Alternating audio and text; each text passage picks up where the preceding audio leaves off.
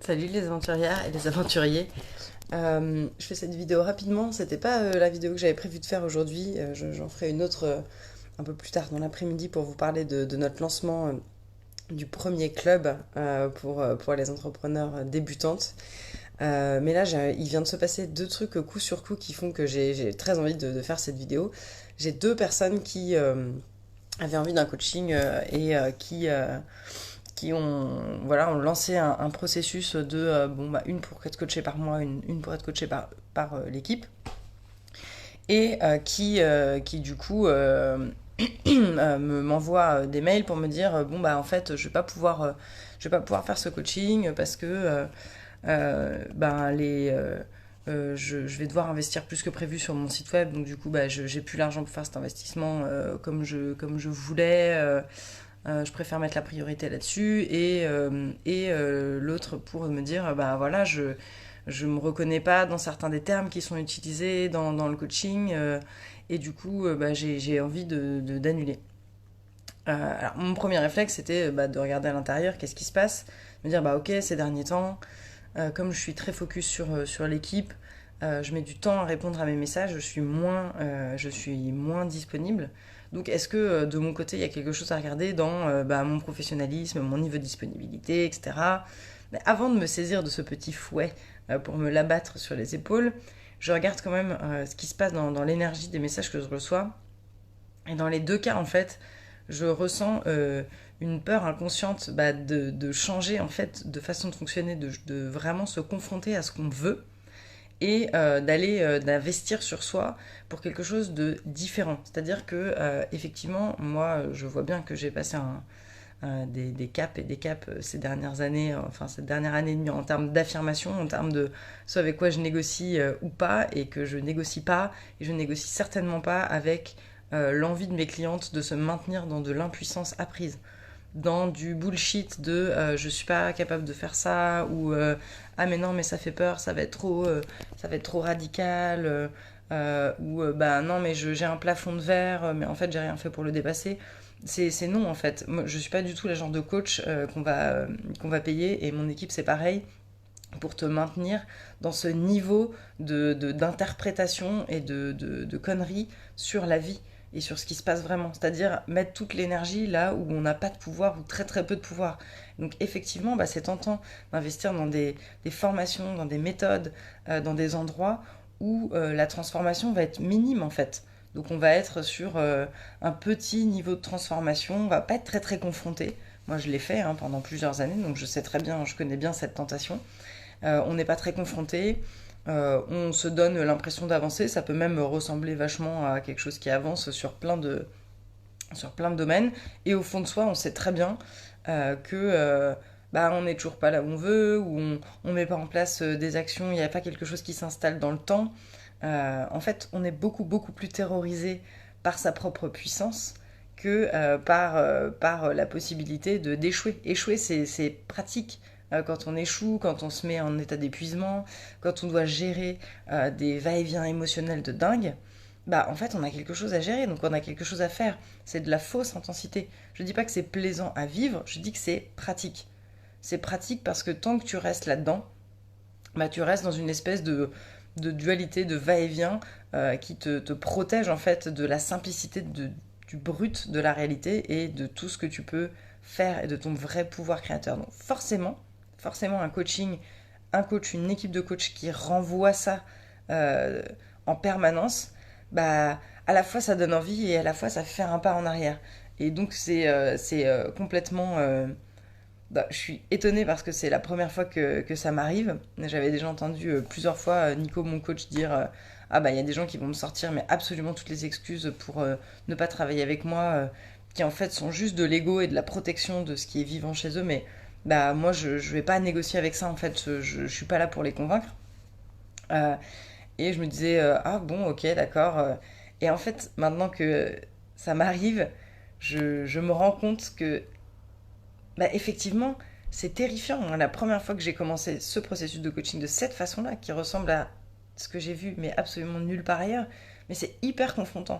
Ma première séance de coaching, j'étais dans mon blabla mental habituel, dans mes histoires habituelles, etc. Et au bout de 20 minutes, voilà, Nico me dit, ben, en fait, on peut rien faire là. Tu me mets dans une impuissance, t'es tellement ok pour aller dans ton histoire et dans ce que tu racontes sur la réalité que, bah, continue. Moi, je peux rien faire là. Et au moment où il a dit ça, bah, parce que j'étais confrontée, je j'ai senti à l'intérieur de moi, ça avait rien de mental, mais j'ai senti à l'intérieur de moi que j'avais peur, que j'étais barricadée parce que j'avais peur. Et le fait de m'ouvrir à cette peur et de regarder ce qui était là, bah, ça m'a permis de dire, bah, ok, en fait, j'ai la trouille. J'ai la trouille et j'ai pas envie de continuer comme ça. Donc j'ouvre la porte. Et j'ai vraiment eu un sentiment très, très, c'est inexplicable, mais d'ouvrir la porte à quelque chose d'inconnu, à quelque chose de vivant, à quelque chose de nouveau chez moi qui n'avait jamais été écouté jusque-là.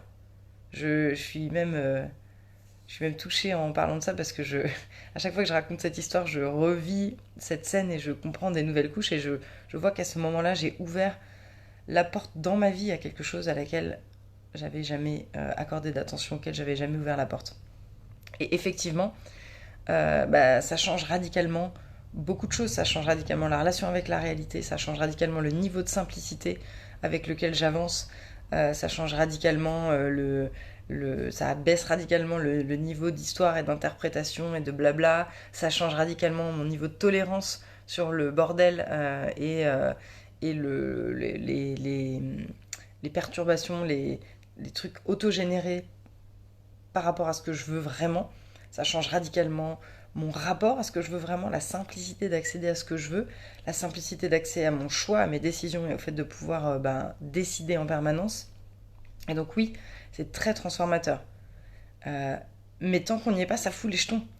Et comme ça fout les jetons, bah, on va s'accrocher à ce qui est dans notre monde connu et se dire, bah non, mais je peux pas parce que je dois d'abord faire des flyers ou je dois d'abord aller euh, régler tel et tel truc. Ah bah non, mais il faut d'abord que je finisse ma thérapie parce que sinon je pourrais pas avancer sur ces sujets. Donc j'ai plein plein de choses à faire avant. Et à l'inverse de ça, à l'inverse de la tentation d'aller chercher toutes les excuses du monde et juste de se foutre dans le fossé, pour moi, ça me, ça me, ça me touche quand je vois ça parce que je vois le tour de parking plus ou moins grand qui est lancé à partir du moment où on pose un choix comme ça. J'y vais, je me choisis. Ah bah non, en fait, je me choisis pas parce que c'est trop flippant. Je maîtrise pas assez ce qui va se passer. Mais par essence, dans les coachings que vous ferez, soit avec moi, soit avec mon équipe, vous allez jamais maîtriser ce qui se passe. C'est-à-dire, on n'est pas dans quelque chose de contrôlé, on est dans du vivant. Donc vous venez systématiquement avec ce qui est vivant dans l'instant et absolument pas avec un programme préétabli de ce qui doit se passer. Donc c'est confrontant, ça confronte à bah, qu'est-ce que j'ai vraiment envie de faire, comment j'ai vraiment envie d'utiliser mon investissement. Et c'est tentant bien sûr de se dire, ah bah non mais c'est fou, moi combien de fois je me suis dit mais c'est taré et tout, c'est complètement fou de se lancer dans ce processus de coaching, c'est fou de dépenser autant d'argent pour mon développement personnel et même pour ma boîte, est-ce que vraiment c'est raisonnable et tout ça. Et c'est juste en ouvrant cet espace à l'intérieur et en acceptant d'aller dans quelque chose que j'avais jamais été voir avant, que des choses ont pu se passer. Donc oui, je vais pas vous mentir, bien sûr que c'est confrontant et bien sûr que c'est flippant, si ce n'est que est-ce que c'est pas beaucoup beaucoup plus flippant de passer des années, voire des dizaines d'années, à faire des tours de parking autour des mêmes histoires, autour des mêmes conneries, autour des mêmes projections, autour des mêmes problèmes qui se répètent, parce que la réalité se fout de nos trouilles. Elle te met face à ce qui se passe de plus en plus fort, jusqu'à ce que tu comprennes. Donc ça ne va pas se régler en agissant exactement de la même façon. En continuant à faire des tours de parking, tu vas pas sortir du parking et découvrir l'immensité de ce qui est possible pour toi. Tu vas juste découvrir les confins de ton parking et peut-être trouver le meilleur spot où se garer à telle heure ou à telle heure, mais c'est juste triste de vivre dans un parking quand il y a un monde entier à explorer. Et à l'inverse de ça, voilà, j'ai une cliente ce matin qui, bah, elle doit venir lundi pour un coaching toute la journée. Avec les grèves, son train a été annulé et j'ai pris le fil de conversation en retard. Comme je vous disais, là, je suis vraiment pas très branchée sur les réseaux sociaux ou ma boîte mail. Et je vois que dans le fil, elle dit ah, je suis hyper dégoûtée, mon train, machin et tout. C'est un groupe, c'est la première promo de Jane Austen qui, du coup, le groupe répond mais attends, t'as regardé les Blablacar, commence à regarder d'autres solutions. Et je vois 2 heures plus tard un message où elle met je viens en avion, fallait pas me chauffer. Du coup, à l'inverse, elle qui a fait le choix et qui a vraiment décidé de se choisir, bah, il y a une grève, il y a un truc. elle s'en fout en fait. Elle prend un avion, elle a un enfant en bas âge, hein. C'est pas quelqu'un qui roule sur l'or et qui claque un billet d'avion comme ça, qui a des facilités, qui est toute seule à gérer. Non, elle a une famille, elle a des enfants, elle a son bébé et elle fait le choix jusqu'au bout en fait. Et elle vient. Euh, Pareil, j'ai une cliente qui, pardon, qui choisit de revenir et de revenir avec beaucoup de courage. Elle fait des séances qui sont frustrantes parce que bah, elle a des choses qui sont musclées à de la confusion et à pas poser ses choix. Et elle y revient et avec beaucoup de courage, elle l'ouvre à sa sensibilité, elle l'ouvre à ses émotions et bah, d'avoir fait ce choix, ça change beaucoup de choses pour elle. Euh, voilà, hier on a fait une séance avec une cliente qui était tellement juste émue de tout ce qui s'est passé, de tout ce qui s'est ouvert pour elle et de tout ce qui, la façon dont elle a repris en main les choses qu'elle a envie de faire. Et bien sûr que bah voilà, ça a demandé beaucoup d'engagement, ça a demandé de l'énergie investie. Mais putain, c'est tellement chouette, je le dis en tant que personne qui croit profondément dans ce qu'elle fait, mais aussi en tant que personne qui en permanence travaille sur elle de cette façon-là. Euh, et juste les résultats sont incroyables. Mais ouais, au début, ça demande un niveau d'engagement et un niveau de saut dans l'inconnu qui est fort. Et je peux faire la différence avec des fois où j'ai failli être coachée par une personne qui était complètement à côté de ses pompes et qui vendait vraiment la couche de paillettes et de vernis, mais à prix d'or. J'ai senti tout de suite que c'était pas ok pour moi en fait. J'ai senti que je me sentais manipulée, je voyais quelqu'un qui essayait de faire en sorte que j'arrive quelque part pour en fait se redorer la pilule elle-même. Ah bah effectivement c'est confortable, du coup on est sûr d'arriver quelque part puisque quelqu'un nous tire. Mais où est-ce qu'on arrive en fait? À l'endroit où on a envie d'aller? Est-ce qu'on laisse émerger ce qui peut émerger à un instant? Ou est-ce qu'on est juste en train de forcer pour satisfaire l'ego du coach? Bon bah voilà, un coach qui bosse pas en partant de son ego et qui est constamment dans la supervision et dans la progression sur son travail, bah, c'est beaucoup plus confrontant. Et peut-être qu'il emploie des mots que vous voulez pas. Et peut-être que il tombe à un moment où bah oui c'est un vrai choix à faire en fait. Et juste on va ouvrir les portes cet après-midi de notre mastermind, le premier club pour les débutantes. C'est pas parce que vous êtes débutante qu'on n'attend pas ce niveau d'exigence de vous en fait. C'est pas parce que vous êtes débutante que vous devez pas attendre ce niveau d'exigence de vous. Juste à quel point vous le voulez. Euh, j'ai une autre cliente qui m'a envoyé un mail là, on s'est vu cet été, elle a décidé de travailler avec moi, elle n'avait pas les sous à ce moment-là, elle sentait que en termes de là où elle en était dans son parcours, c'était pas le bon moment, mais elle a fait son budget, elle a regardé ce qui était possible pour elle et sans surprise parce que son niveau d'engagement était comme ça, bah, elle a envoyé un mail là en me disant bah voilà, c'est bon, c'est prêt, comme prévu, j'ai mis ce qu'il faut de côté, je me suis préparée et maintenant on y va et on commence le coaching. Mais juste, offrez-vous ça pour vous-même, quoi. Enfin, si vous regardez cette vidéo, arrêtez de vous planquer derrière des excuses de merde, de ouf, et regardez à l'intérieur, est-ce que je suis en train d'être OK pour faire un tour de parking de plus? Est-ce que je suis OK pour, en tant que praticien, maintenir mes clients? Parce que si vous le faites pour vous, vous le faites pour vos clients, hein, vous l'aurez pas là-dessus. Est-ce que je suis OK en fait pour maintenir mes clients dans une relation d'enfant où ils viennent chercher quelque chose chez moi que je vais leur donner pour me rassurer, mais pas du tout à leur service, mais pas du tout pour les faire avancer. Mais réveillez-vous, c'est juste absolument 98% de ce qui se passe dans les relations d'aide, d'accompagnement. Et je parle pas que du coaching, je parle pas que de la thérapie, je parle aussi des massages, je parle aussi des cours de yoga, je parle de tous les endroits où il y a de la relation d'accompagnement. Les cours de sport, qu'est-ce que j'ai en tête Là, je vous cite mon emploi du temps des derniers temps, massage, yoga, machin. Mais toutes les relations, en fait, où il va y avoir un échange d'humain à humain, il va se passer la même chose. Et si vous vous êtes pas au clair là-dessus, mais vous foutez ça dans la relation avec vos clients. C'est clair et net.